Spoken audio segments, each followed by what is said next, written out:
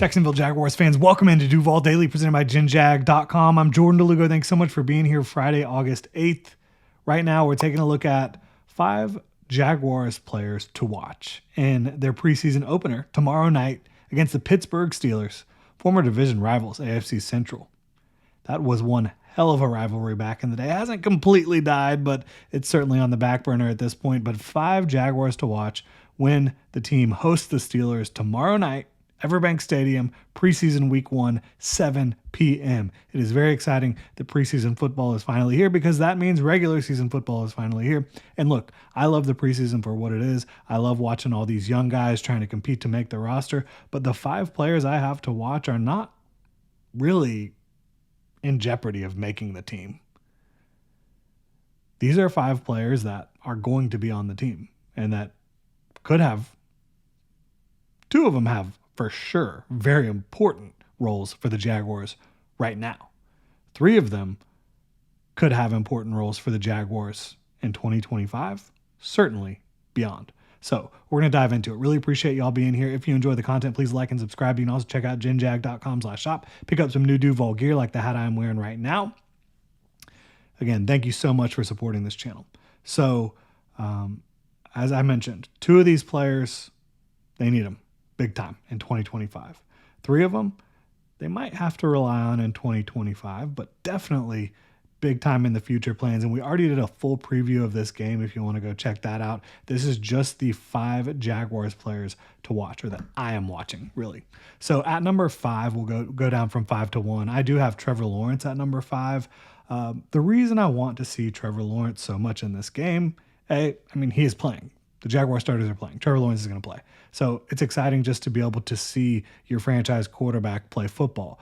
But what I want to see from Trevor Lawrence is how he performs against a defense that he hasn't been practicing against for the last, 2 weeks straight, but really, all off season. At times he's been practicing against this defense, and then into training camp, obviously.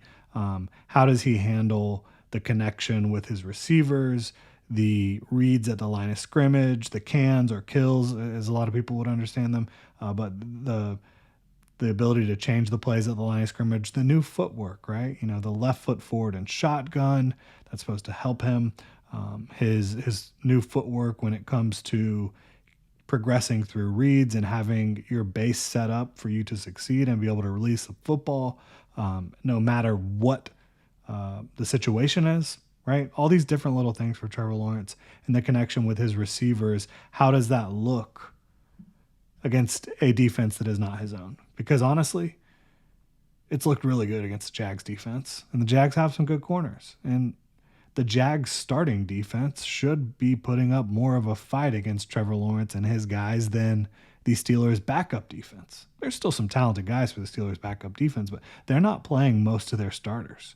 We talked about that before. It's going to be, I wouldn't say a skeleton crew, but it's going to be primarily backups for the Steelers in this one on the defensive and offensive side of the ball. Now, their offensive line is going to have some more guys because they have some young guys up there, but their secondary is almost all veterans, and almost all of them are going to be sitting out in this game. So Trevor Lawrence and the Jaguars passing game, hopefully it's just one drive, right?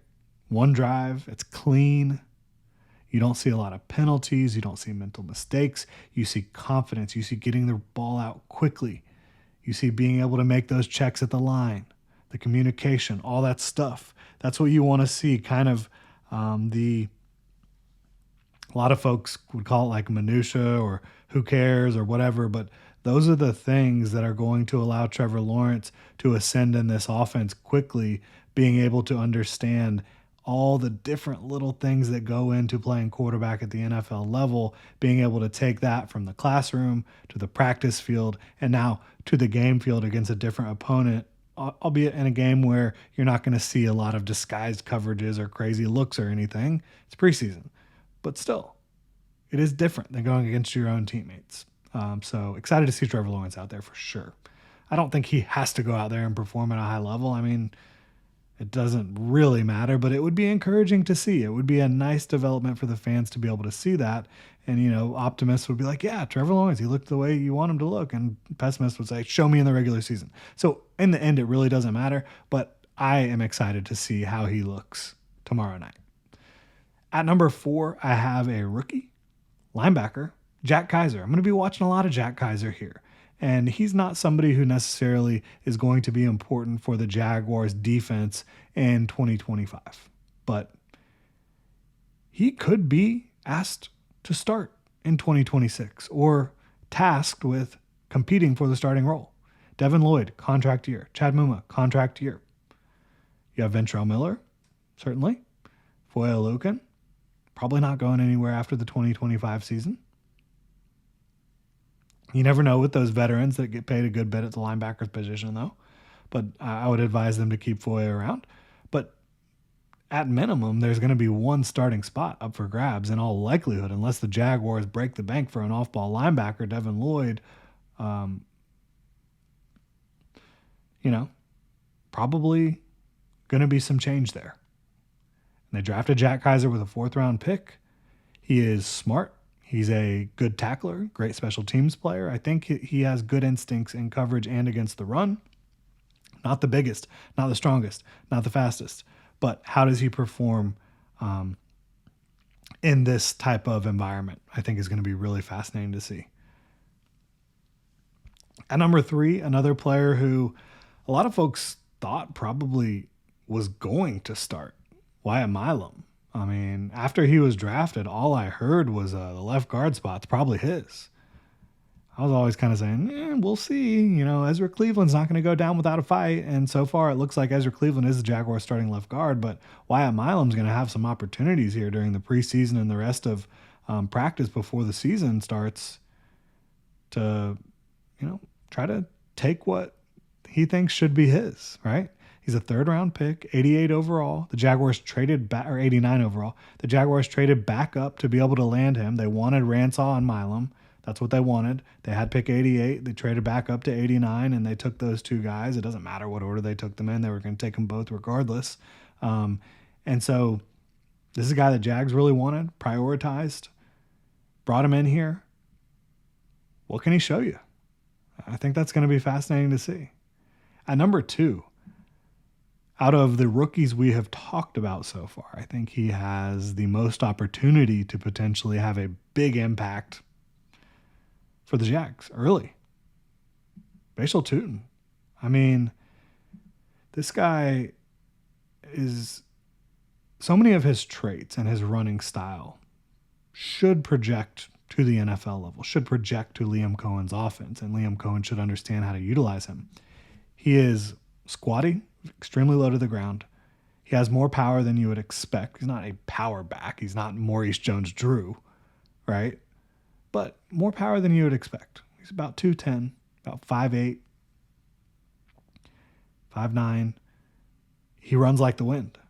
He's unbelievably explosive, unbelievably fast. If he hits the 3rd level and no one is touching him, he's probably gone. If he hits the 2nd level and no one's touching him, it's probably going to be a very big gain. What you need to see from Bashel Tutin, ball security, pass protection. And look, you don't have to be a great pass protecting back to thrive in a Liam Cohen offense. We've seen that. Bucky Irving was, barely passable in pass protection last year. They had Rashad White on the field in pass protection a lot more. But, you could still have Irving out there in pass pro at times in passing situations and throw him the football and have him chip and every once in a while have him in a situation where he straight up has to be a quarterback's protector. If Bashel Tutin can do those things, sky's the limit. And the Jaguars have 5 backs right now. It would not be shocking to see them move one before the regular season, just because they're all performing well. Would James Gladstone potentially say, look, we got a lot of good backs. These guys are playing well. We can move one of them. We can get some value for our draft years moving forward. And we can still have just as good of a backfield right now. So we're not keeping all 5. Jaquindon Jackson's an undrafted free agent. He's playing well. Are we happy to have him on the team? And that's another point. Like Jaquindon Jackson is someone to watch because if he performs, that's another potential domino that could impact the running back room. So I'm just excited to see Bashel Tutin though in general, just because he's a fun player to watch play. He is really electric with the ball in his hands, and he's got some creativity as a runner. Again, can make you miss some tackles. I mean, when you look at his missed tackles forced and his explosive play rate, it's up there with anybody. He's a hell of a runner to watch. So excited for Bashel Tutin. And even if he's not a feature back for the Jaguars this year, I mean, Travis Etienne's in a contract year. So very easily, Bashel Tutin could be Jaguars RB1 or RB2 in 2026. Could happen this year if they decide to move on from someone. Travis Hunter. Travis Hunter comes in at number 1, obviously, as if anybody questioned that. Travis Hunter playing both sides of the ball tomorrow. Going to be, who knows how many plays, how many drives he gets on either side. I'm not sure, but I am excited to see it. I can't wait to see it. I will be very excited to see him on offense. I'll be a little bit more nervous about him on defense just because I feel like with his emphasis on the offensive side of the ball and his natural skill catching the ball and running routes, I just feel like he's going to be in a decent situation to look successful pretty much every time he goes out there. Defensively, when you're focusing so much on offense, when you haven't been with the defense as much on the field, I just want him to be able to show his worth because I know that he's going to be a big-time player for the Jacksonville Jaguars for a very long time. It's your first opportunity to see it. It's Travis frickin' Hunter in black and teal playing against the Pittsburgh Steelers. And defensively, he could get matched up with a Roman Wilson. Probably not going to be anybody too electric out there. No DK Metcalf, certainly. He should be in a good spot to have success. Offensively, Jalen Ramsey's out. Joey Porter Jr.'s out. Sean Elliott's out. Corey Trice is out.